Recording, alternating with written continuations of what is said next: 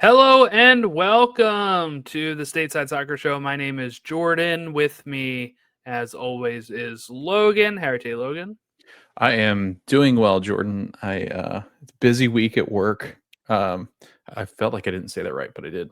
But yeah, this is it's funny because like when the holidays come, Jordan, it seems like lately, I mean, every weekend we have stuff that we're planning to do. So like it's like Yep. finding time to watch these games and highlights and catch up on everything. It just becomes more difficult. And I don't even have kids, so but I can I only got to imagine. watch. I got to watch a good chunk of Saturday because actually my wife was not feeling well, so she was out of Oh, commission. okay. Yeah. So it's just me and the boy watching. What did we watch? We watched MLS 360 for the Eastern Conference games. Oh, okay. Yeah. And was getting a nice whip around there. And then the West Coast games, it was I think I peeked in on a few, but it was one of those things where I didn't think there was that much intrigue in the West at that point. So Yeah. um, obviously there was some placement stuff and all that stuff, but this was kind of one of those seasons where not a lot changed on decision day, I would say, right? Mhm. Like, 2 weeks ago we celebrated the Union winning the Supporter Shield. They won it by 1 point now because they ended up losing to Charlotte on the road. And the Cincy wins, Miami wins. It put them very, very close. But good thing Union won that game they needed to win, or else it would have been close. If they had drawn, no, I guess they would have. They had to win. They had to win at that Yeah. point. Because then you minus 2 points. Yeah, so that would not be good. But there was a lot going on here on decision day and after decision day as teams have moved on from managers. We'll get to that. We have a manager who was threatened by his job security and he lashed out. But if we look at the matches from the weekend, and we have some wild card games that take place Wednesday night, probably the day you're listening to this because we're recording Tuesday evening. But here's what happened on decision day. Atlanta drew with DC United 1-1. DC United scoring in the 67th minute. Almiron scored in the 3rd minute. But that puts, of course, DC United with 26 points. Logan, that is the wooden spoon winner. DC United. We did it. We You know what that needs right there is one of those like crowd noises right there. we did We it. were right. Yeah. I mean, we predicted everything, didn't we? That was everything. Don't show anybody else anything else, but that was everything. Yep. Hey, Hey, Golden Boot. smart. Look at us. Look at us. Who would bet against Lionel Messi? So we got 2 predictions out of the very many we did. But yeah, so that is how things shook out for DC United. And Atlanta was so embarrassed that they drew with DC United. They fired Ronny Deila. Ronny Deila gone. How would you feel if you're a head coach and they waited till the end of the season to let you go? Like, would you want it to happen sooner rather than later so that you? No, I think I would like it exactly how it happened for him, honestly, which is I saw through the whole season and that's my full body of work. And that's it. I mean, because I feel like I don't know what they would prefer. All right, because I think part of it, if you're fired mid-season, you're like, we were getting there. We would have been okay if I had stayed on. This was real they were not okay for Atlanta, and they finished just 2 points above DC United.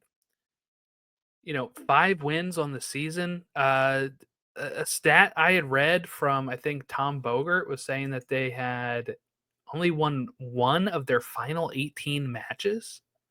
Yeah. That's insane. That is insane, which means they had 4 wins before their final 18 matches, and they only won one more to have 5. Negative 25 goal differential. This is a team that spent the most amount of money going into the season. They have an MLS Cup winning head coach, who I think now we might look at and say, oh, maybe he was lucky that the Union had all of those COVID people out in 2021 to get to the final. Yeah. By CFC. And then they won that one late against Portland, I believe. It was a very late one there. So, I mean, look, you can never take away cups or anything, but I'm just saying, like, maybe he's not as good as they believed. And I want to get your thought on this, because I was actually surprised this happened so soon, even with how bad they've been, just because it's his first year as the coach. Sometimes that gets chalked up, right, as especially Garth Lagerwey coming in and it being his guy he brings in. Like, he made that hire after, getting rid of Pineda. And it just didn't work. I'm glad for Atlanta fans, and I'm glad for I guess just Atlanta fans. Nobody else would really care about this, but I was just saying, like, I'm glad for them that they are kind of eating it a bit. Like,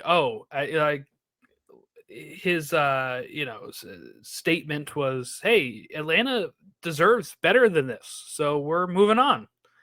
And it took me a little bit by surprise. It shouldn't, because of how bad they were and how much money was put into it. But sometimes we see those organizations that just be like, okay, mulligan, right? You're going to try again next year, and then you're on thin ice, buddy. But very good initiative for Atlanta to just part ways now, I think. Yeah, they gave up 63 goals this year. They were awful defensively. They didn't have a consistent back line. Brad Guzan he's retired, Jordan. Yeah, So he gone.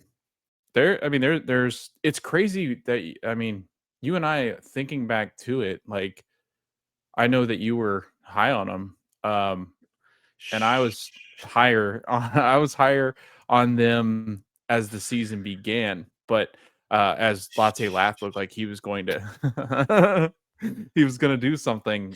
But yeah, I just it's crazy to think that the team that spent the most money in the offseason come into this season, and with a MLS proven coach and Ronny Deila.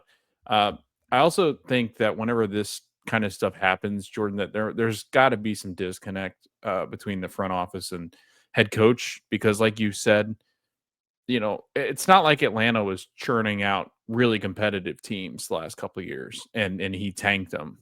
This was more of like they were going to completely retool and bring in Almiron and bring in Latte Lath, and you've got all the experience that you need to bring in.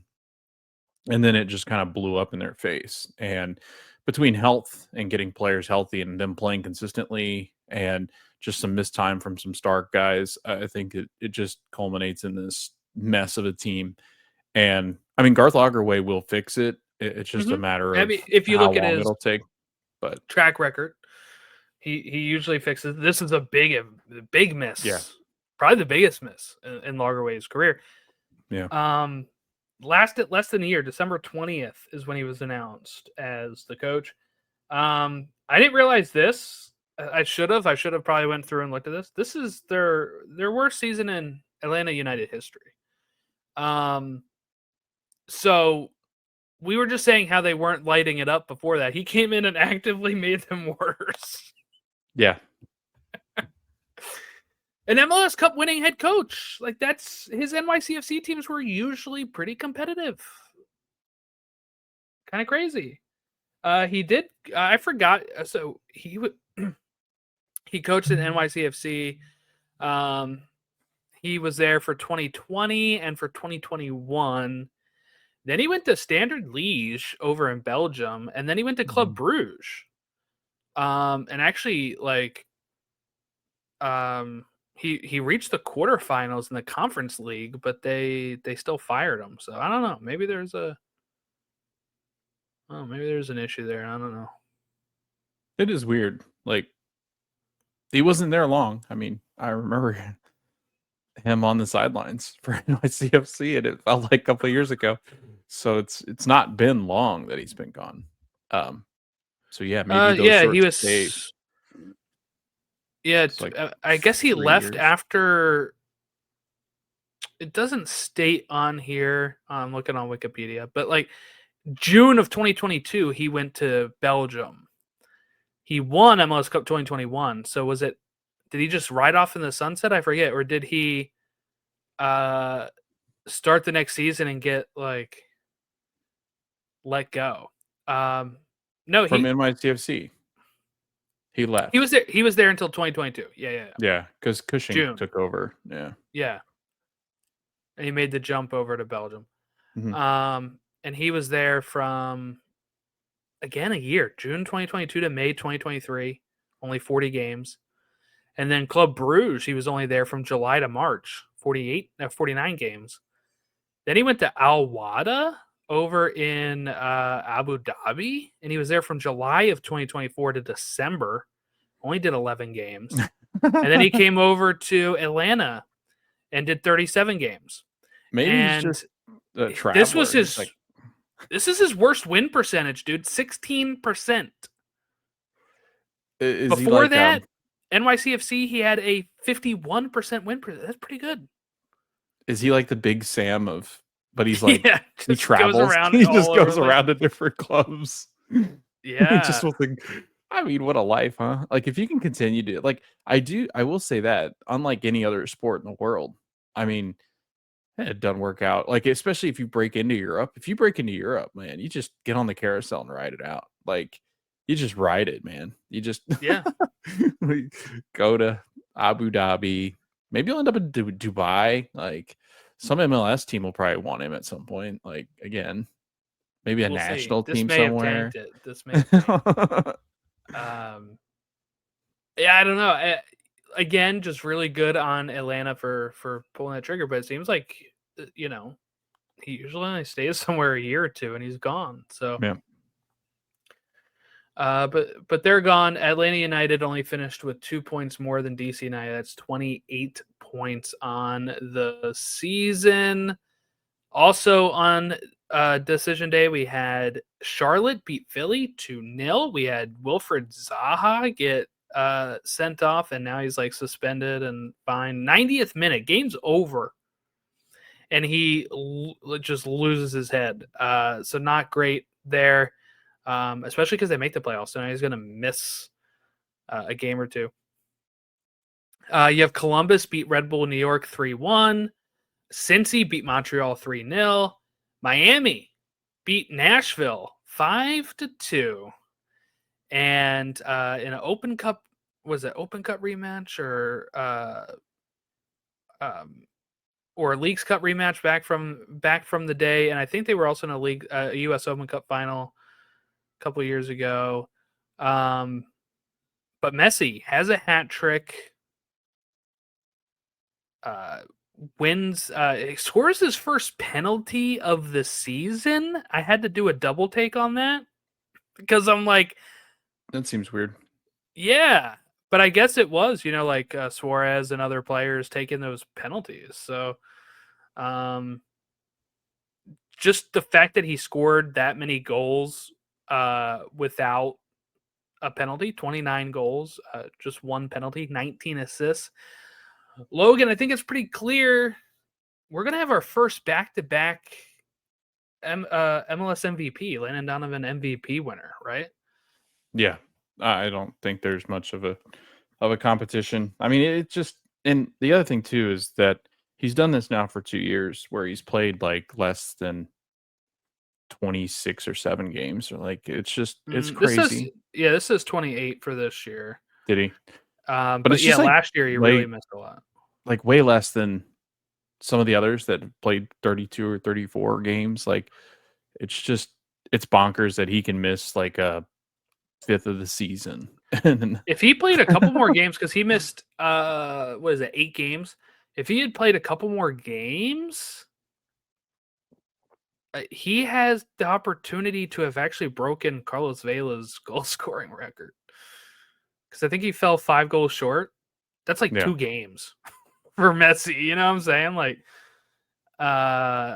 that'd be interesting. But yeah, so this would be if he wins it, which I believe he will. He just won Player of the Month. The first back-to-back. We had that question. I think we even asked it on an episode years ago, and when we thought Hani Mukhtar or Carlos Heel may have had a chance to win back-to-backs. And not only that, but do you know what else this would? Do you know what it would be the third of if he wins it this year in a row? do you know who won player 2023?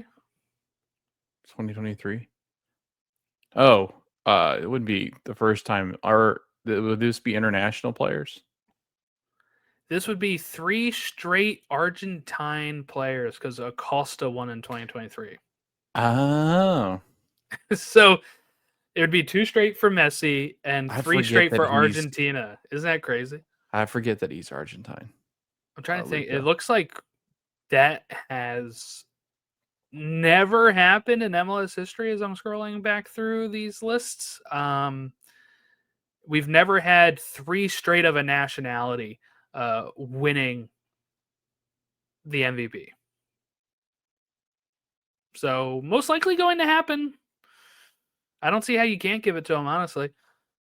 But yeah, so Miami, they do their business. They're going to go in. We had Revs and Chicago draw 2-2. Seattle beat NYCFC 2-1. Logan, what the hell happened in Toronto here for Orlando? 4-2.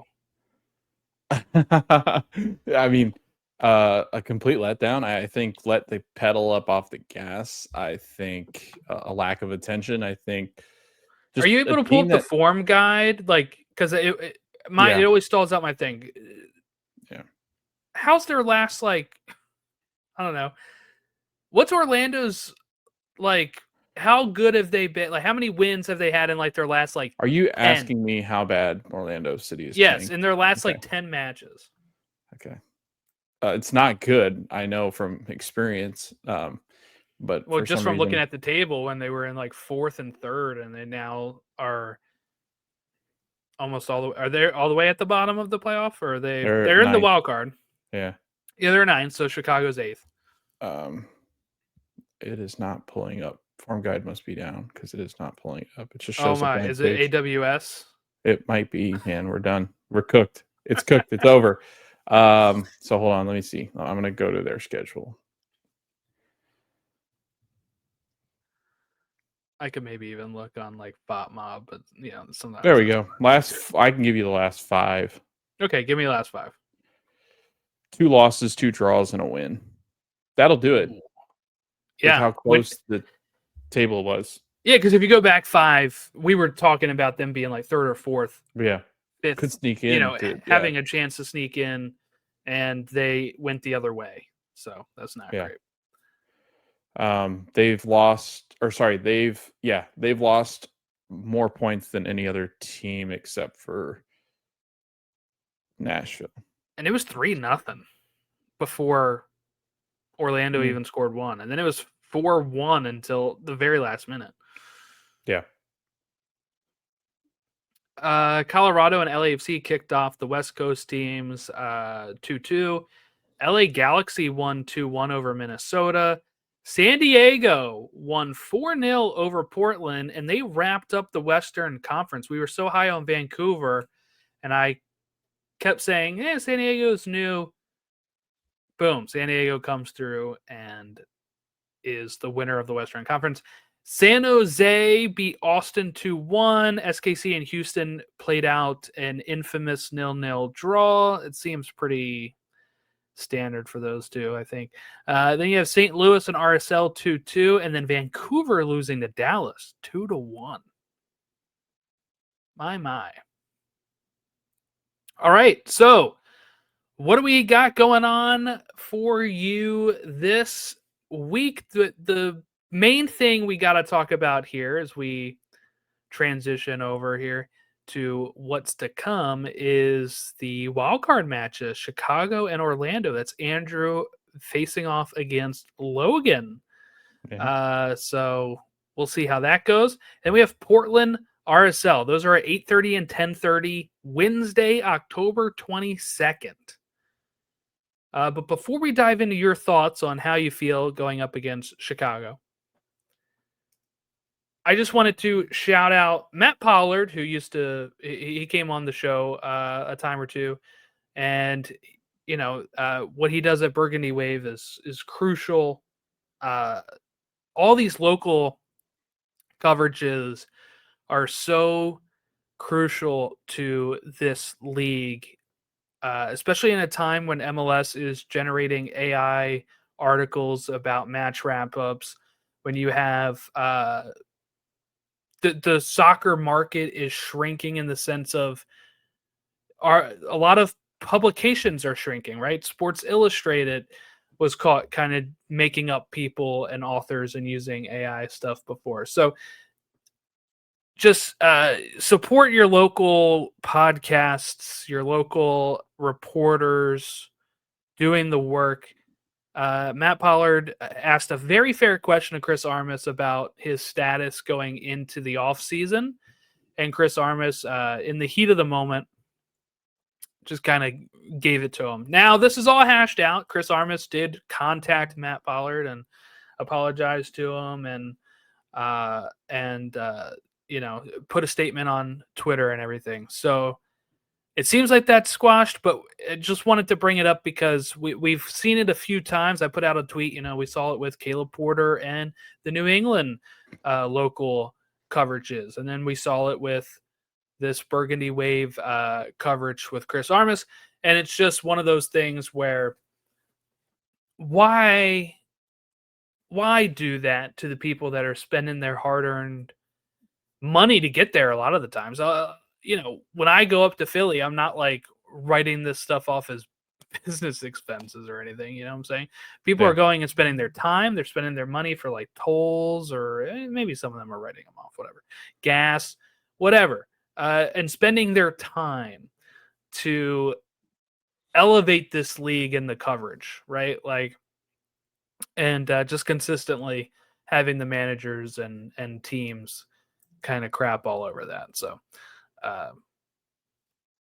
there it is. That's all I want to say. So if you're also looking to get started and all that stuff, if you have a podcast or if you have and done local coverages, this is a good thing that like the national soccer reporters would handle as well is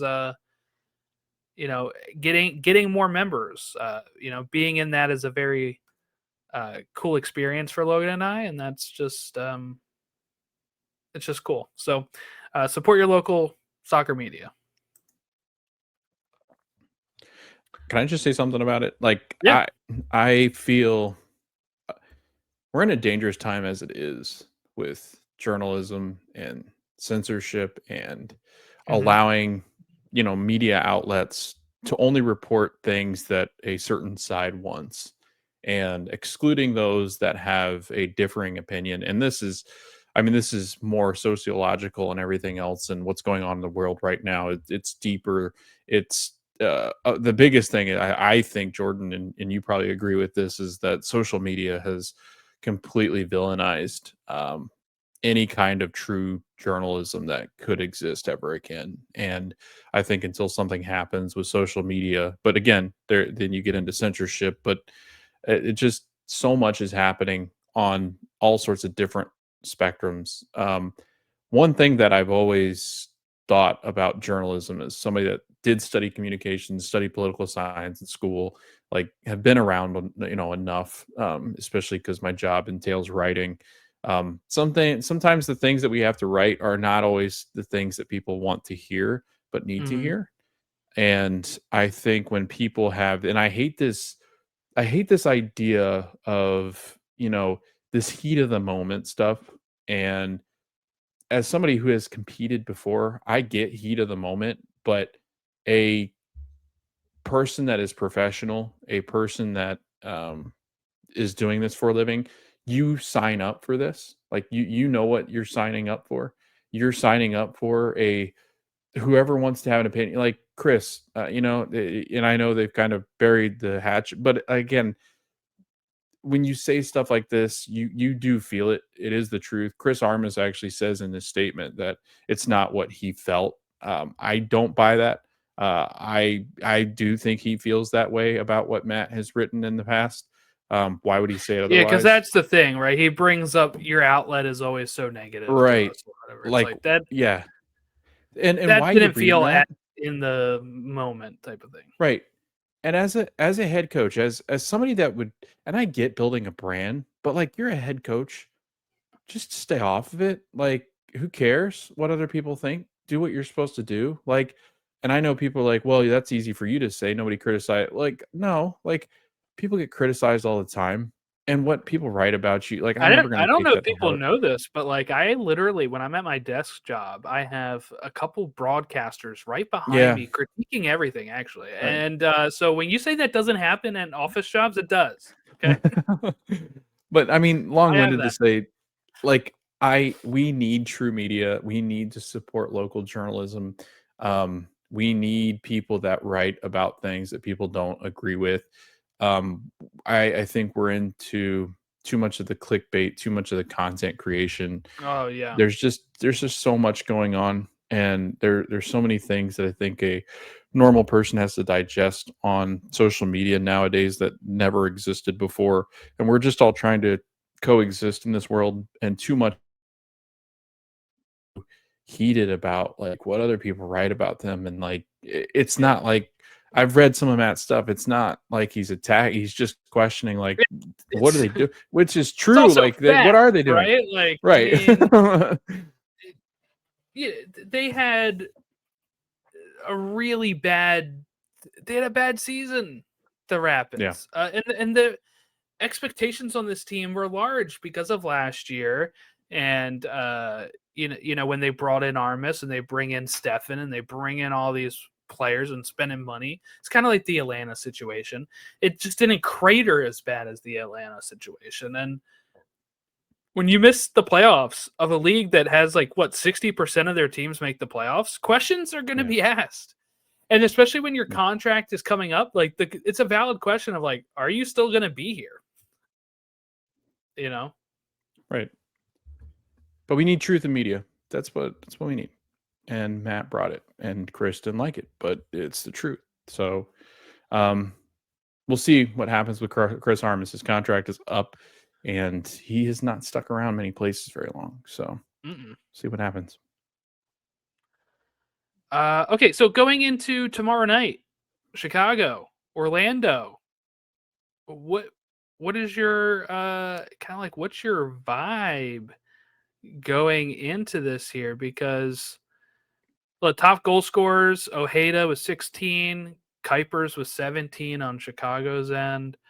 Um, Ojeda has 15 assists and Zinkernagel has 15. So it seems like pretty even on the team leader side here.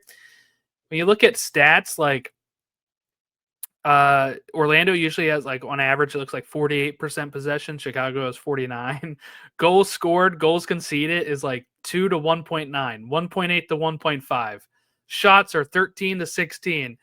Like it's very even, it looks like, from what their usual stats are. So this might be the most toss up of a toss up. And the bad thing for Orlando is that they couldn't hold on to skip this game, and they also now have to travel to Chicago for this instead of Yeah. hosting a game like this. Um, to answer your question, not good. Uh, Chicago, Jordan, 3 of their wins came against 3 really good teams. And their 2 draws, I mean, they've been pretty formidable lately, and, having a Chicago In their last Fire five, you fan. mean? Yes. Having a Chicago Fire fan, in your group chat and understanding that Chicago is actually playing really well.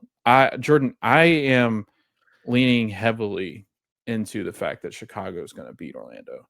And then questions I will arise with Oscar Pereja. I agree. This seems like typical Orlando. You know, they've had one season where they kind of Yeah. finish strong, and the rest of the seasons they've been very slow finishers in the sense of not finishing strong. And this, like them going one and done, would be like the most Orlando under Perea thing. I feel Yeah. like. Yeah. No, I agree. I think disaster is awaiting Orlando. Um, there have been tons of questions too. I mean, or Perea just signed an extension.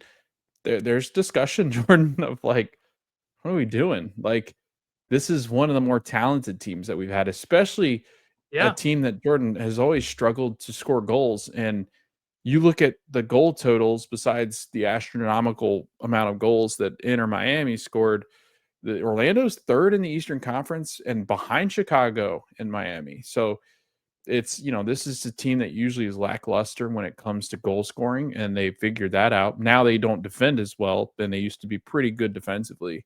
But their defense is lacking, and I think a part of that's Galese getting older and missing games here and there, but also they've just never settled on a good back line. Like, it's always just been a question mark of like, what center backs do you have that can stay consistent and stay healthy, which they've never really had. But again, I think this spells trouble for Orlando. I think the Chicago Fire behind Greg Berhalter, Jordan, they're dangerous as an 8th seed. I know the Union will be heavy favorites, but they can't sleep on Chicago. Chicago's playing well. I mean, Orlando is so lucky that all 9 of the teams were already Yeah. set, and that Red Bulls are 10 points behind, or else they could have, with how bad they were in this stretch, they could have Yeah. been. Now, again, if they just won another game or two, they're in the top 5. It's just like, 3 points away from being 5th, 6 points away from being 4th. Like, if they had just finished a little stronger, that's not even a question then, right? Right. You're like, okay, cool. But it's a question now because they have slid all the way down the 9th, and they have to go up against and usually 8th and 9th, I would say, are mostly toss-up games anyway because it's a one-off, but also they're usually close. But like, I read those stats. It is literally like a coin toss. Orlando and Chicago have the same amount of points. Chicago has one more win. They have almost the same amount of goals, 68 and 63. Chicago gives up more goals, 60 to 51. Their records at home, Chicago's actually worse than they are on the road.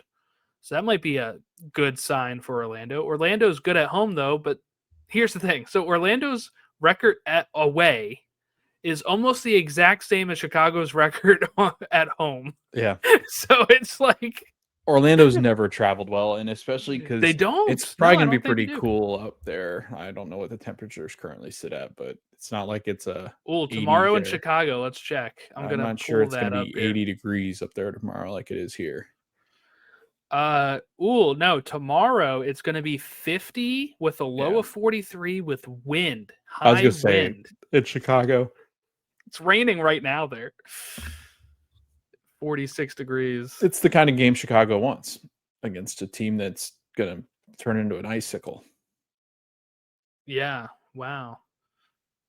Not great, not great. But you mentioned it for the Union and everything. Their side of the bracket is the best you could wish for Yeah. if you're the Union, because it is like Orlando and Chicago, Columbus, And Columbus and NYCFC or Columbus and Charlotte are not playing exceptionally well. yeah, it's like that side of the bracket is I don't think it's Columbus. I think it's Nashville, NYCFC. Like, what I was reading is like Cincinnati, Miami, and Columbus are going to be battling it out to get to Philly if they're still in it. If Philly is still in it, which hopefully they are. So this might be the most you have lined up as a really good chance to getting back to an MLS Cup and hosting it for the first time for Philadelphia. Okay, over in the West, we have San Diego locked in with 63 points. Vancouver has 63 points as well, but San Diego had more wins, I think, is what the tiebreaker was. LAFC finished with 60. Minnesota finished with 58. Seattle with 55. Austin with 47. Dallas with 44. Look, talk about the drop off. We just talked about Orlando finishing ninth with 53 points. We have Austin, Dallas, Portland, RSL with 47, 44, and 41. 41 points. You know what that is? That's even with San Jose and Colorado, who missed the damn playoffs. Right. And RSL's playing. Over in the West, we literally have the bottom four teams all have negative goal differential. There is no negative goal differential in the East that made the playoffs.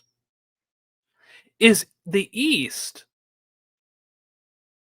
the best league in MLS? I think the answer is yes, right? We've talked about it all season. But like the playoff system is working as it should over there compared to the West, where we're getting these teams with way less points, way worse goal differential sneaking in. But I guess that other wild card game is RSL facing off against Portland. Portland is one of those teams this year, Logan, where they've gone on runs and then gone in bad spells. What's kind of your vibe going into, if we both agree Chicago probably wins against Orlando, where are you leaning on Portland RSL?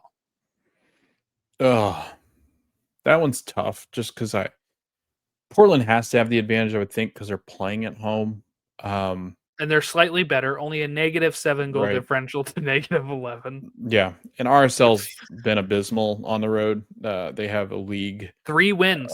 I think they're up there in the top of the league with some of the worst performances on the road. But again, our RSL's talented enough, Jordan, to where that's the cool thing about a playoffs, a playoff in MLS is that anything can kind of happen in these one-off games. Obviously, that first round is going to switch into that best of 3 again. So that usually eliminates a lot of the underdogs trying to fight through. I wouldn't say all the time, obviously, because it's happened, but the way they've kind of set this up, it's almost as if the league has leaned into putting the top seeds through and then kind of letting it happen. It's really tough to beat a team ahead of you I think in the standings, unless you get that first game. And I know that was way off target. I think if I had to pick, Portland gets through. And honestly, if I'm San Diego, I'm a little bit worried about that just because Portland does have a little bit of that experience where they're going to be coming into, and we saw this with St. Louis when they lost to SKC, the 8th seed coming in with more experienced coaches, more experienced fans, players. They've just been there before, and it's so hard for an expansion side, Jordan, to win an MLS Cup. It's only happened but did it happen twice? Once. Did LAFC win their first year? No, they did not win their first year. Okay. So Atlanta's the only one that's done it. Right? Atlanta did not. Was that not their inaugural? Oh, that's a good question. I can't remember if that was their inaugural. It was. I don't think it was. I think Atlanta's 17. They won in 18. Chicago Fire in 98, I believe, are the only. So one team's done it. Okay. But yeah, I think Portland gets it done. I would be if here's a fun one. Out of the wild card teams, out of the 4, I think that Portland might be the biggest problem. Just because I do have confidence that the Union will be able to handle the Fire.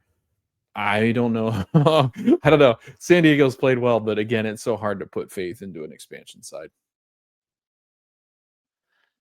Yeah, that's the question, right? When it comes to that, is we saw this, and I think one of the reasons why we're kind of like hedging our bets on it a bit is because we literally had a team like St. Louis who took the league by storm in their expansion season and made it, won the West, and then absolutely laid an egg against Sporting KC. So I think part of it is like we're all kind of sitting there like, oh, this can't, like, we're all kind of sitting there like, maybe this will happen again, and that's kind of the worry about it. But ultimately, I think that we will have to just see how it kind of plays out. They will be going up against, I think San Diego should beat Portland or RSL. They just beat Portland over the weekend, right? So that is a good sign for them.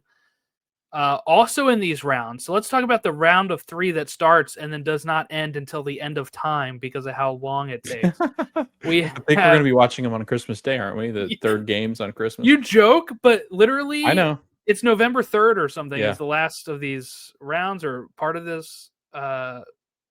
What's MLS Cup is on December 7th, Jordan. Yeah.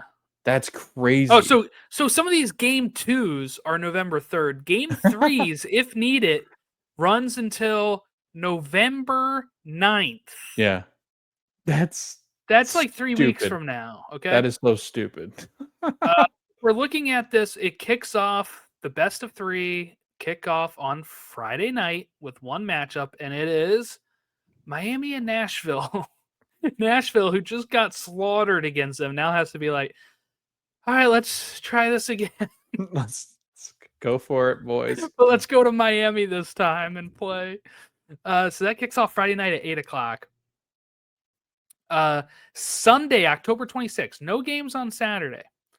Why? I don't know. This doesn't really make any sense, but whatever. And don't say college football, everybody, because guess what? It's NFL Sunday. I was going to say NFL Sunday is bigger than college football. Saturday. Philly versus either Chicago or Orlando at 5:30, 7:30 Vancouver, Dallas, and then 9:30 San Diego facing off against either Portland or RSL. Then Monday, October 27th, we have Cincy Columbus at 6:45 and Minnesota Seattle at 9:00. Tuesday, October 28th, one game, Charlotte NYCFC for game 1. Wednesday, October 29th, LAFC and Alston game 1 at 10:30. Game 2s kick off on November 1st with a slate of 5 games. One of them they start at 3:30, and then we have 2 at 9:30 for some reason. Okay. And then you have like 5:30, 7:30, 9:30. 2 games of game 2 on Sunday, November 2nd. A game 2 on Monday, November 3rd, and then game 3s starting Friday, November 7th, Saturday, November 8th, Sunday, November 9th, and then that is that. Then I think it is the international window, and then we come back for the other rounds. So here's the thing. Yeah, because there's nothing better than stopping a playoff for a week. Yeah, we'll have to figure out how we're going to structure the recording of this is going to be brutal. It is, because we have game 1s all the way up until Wednesday, October 29th. So we either record later in that week. It would be Thursday that we'd record. Yeah, which I can do if needed. But that's on the table. We'll figure it out. We'll try to get it through. But, for whatever case, we have technically until November 9th until we really have something out there. I mean, if worst comes to worst, like you guys aren't missing any. Like, it's ridiculous. Yes, that's the thing. It's kind of. I would I would love to do one after game 1. Yeah. Just to be like, this is where we stand with who's on the verge here, and then after that, kind of figuring out. It could be a really quick Thursday episode. Yeah. Of like, hey, here's what's happened so far. We're all done with game 1s, but then game 2 and game 3 is where it gets really gross. It's like, oh yeah. Man. So maybe that's what we do. Yeah, maybe do game 1 and then do a game 2 and 3 after, like during the international break, and then come back and preview the next stuff. Yeah. So that might be what we do. We'll see how it goes, but I'm excited. The Philadelphia Union won the Supporter Shield. The job's not done, so I'm going to be eagerly anticipating those. But I actually do really wish that we didn't have games on every night a lot of the times, because especially now with a kid, it's going to be hard for me to watch every single game like I used to. Having them all on one day where I could like kind of have it on and like do stuff while it's on, and so it would have been a lot better. But It really just doesn't make sense to me, like, at all. Like, I don't understand. Like, this it is the really next thing should they're gonna have to be. fix. Like, this is the next thing because they're gonna be like, well, this doesn't make any like. It's because Well, what? here's the thing. Is this the last year of it? Because here's the rub, right? You sent me something yesterday or today, right? Yeah, That Apple TV, you do not need MLS Season Pass to watch the playoffs. Now, remember, the whole reason they did the best of 3 was to have more games for Apple. So if Apple is not going to charge for those games that they're getting extra, they get ad money from the halftime show and all that kind of stuff. What's the value of those games that's if true. they're not even locking them behind the paywall? Yeah, So they might start saying, Apple might come back and be like, we don't need those extra games, or put those extra games in the middle of the damn season. I don't know. Like, I don't know if they're going to want to, I don't know. I mean, I'd love to think it's just them being generous of here is all the playoffs, but that doesn't typically work that way. no, So no, not usually. No, corporate usually goes America the is other not way. usually the your best They're not friend. benevolent. Yeah. Like, you know what? You know what? That $500 TV, we're gonna mark it down to $10. Everybody needs a Everybody TV. needs a TV to watch these MLS games, so we're Yeah, going to give it away for free. Okay. yeah. Um, Um, yeah, no, I don't think so. But Jordan, exciting news. Apple is getting F1, and why that's exciting is the more sports I think that Apple gets property of, I think it actually helps their other TV rights. Like, more people are willing to advertise with like, hey, let's just do F1 and MLS. Like, we're advertising for both. So I think right. the more sports that get on Apple, the better. Give me the MLS F1 deal. I want Yeah, it on both. I want that commercial of the lady telling her kid what light me setting too. on the car Yep. on both of these damn sporting events. Okay. Yes, I do. Yes, I need that, and I need the what was that, the ludicrous one where he dumps water on somebody or something, and it's like, Yeah, we need that's it all. ludicrous, and they go, no, that's ludicrous. Yeah, Give yeah. me The the State pig Farm or squealing, whatever. right? Yeah, the pig Um, squealing. That's good. that is yeah. So we'll see how it goes. To me, I think last year some playoff games were free. I don't think they all were. Um, And if I'm wrong, then maybe this doesn't mean anything. But like, I don't know. I feel like if you're giving away that many games for the playoff, maybe you're thinking we need people watching. So in that case, I'd be like, just go back then to the one leg, and people will tune in. It's kind of how I think. But we'll see. We'll see how it goes, I guess. Anything else before we get out of here? Um, I don't think so. I don't think there was really much else. No, I think Montreal just said that they're keeping their Yeah, coach they took with the the interim interim off tag of off. him. Yeah. So Um, that's something that happened today. Yeah. So I guess before we leave, Jordan, if you had to pick a top three, I'm not going to make you pick the MLS Cup winner, but if you had to give me three contenders, like give me a list of three of who's going to win, what happened? No, I was going to say, are you sure you don't want me to pick the MLS Cup winner? No, I don't want you to pick the MLS. No, never mind. Let me do this. No, I'm Top just kidding. three, right? Top Yeah, three, you top said? three for each of us. Yeah. Good question. I feel like, because I think Sasha Kleshton did this on maybe it was on the build up to decision day. Yeah. And I think he said Union. I think he had them at 2, Vancouver at 1, and Cincy or somebody at 3rd. I feel like that'd be pretty close. I feel like you might have to give San Diego more of an edge. But here's the thing. I'll tell you this much. I'm not going to tell you. I think they're like one of those 4 teams. 3 of those 4 teams are the top 3. Okay. But I will tell you the winner comes from the Eastern Conference this year. Ooh. All right. I don't think the West is strong enough for it. So I with how good the East was this year, I think the winner comes from the East. So mark it down. Interesting. I know, because there's a lot of arguments of like the Union need the guy, right? Like who's going to show up? They do more of a sum of all parts kind of thing. Cincinnati is more like, does Evander show up and do exactly what he's supposed to do, or do you get the Cincinnati that just kind of stands around and goes, And then on the other side, it's like San Diego, is that just a good story? Vancouver, are they healthy enough without Brian White? And then you've got on the outskirts kind of that LAFC Seattle worry, right? Like I feel like Seattle and LA, Jordan, every time we do one of these pre-playoff things, we sit here and I'm going to do it again just so we can stay consistent every year. I just feel like Seattle and LAFC are just, they're lingering. They always linger. And it's like, if you're in the Western Conference, that's never good, because we don't really have that in the Eastern Conference. Like maybe the Crew, but the Crew just have not been as good.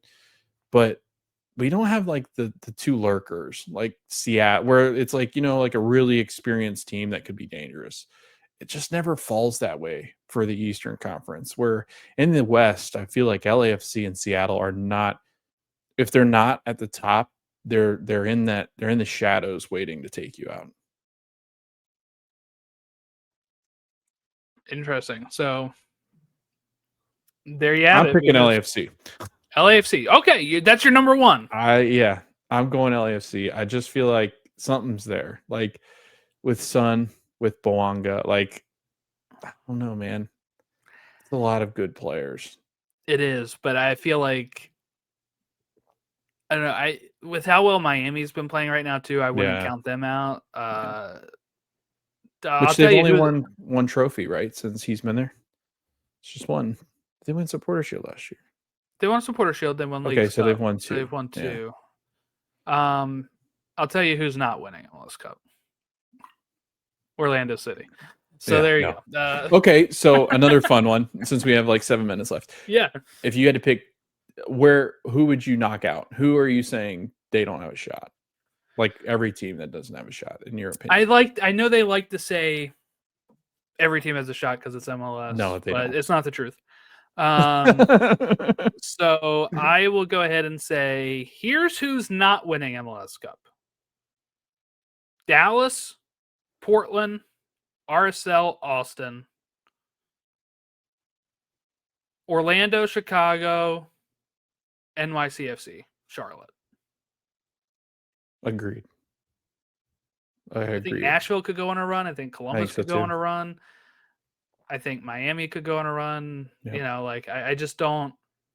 I know some of those teams are technically above those teams that I'm saying are going to have a better shot at winning, but sometimes that's how the table plays out, So I don't know. And with the curse of Minnesota sports, I will say Minnesota's not winning either. So. Oh, okay. This Sorry, is really Jack. funny. It's really funny because the whole time you've been doing this, Oscar's sitting over your shoulder and he's just staring. I think he wants to either leave the room or he needs to go potty. But Oscar, who do you think? No, I'm kidding. Who do you think wins? Say Philadelphia. High 5. He says anybody. Yeah, anybody but the Cats. Anybody but the Cats. Yes. Yeah, he doesn't like Orlando. No.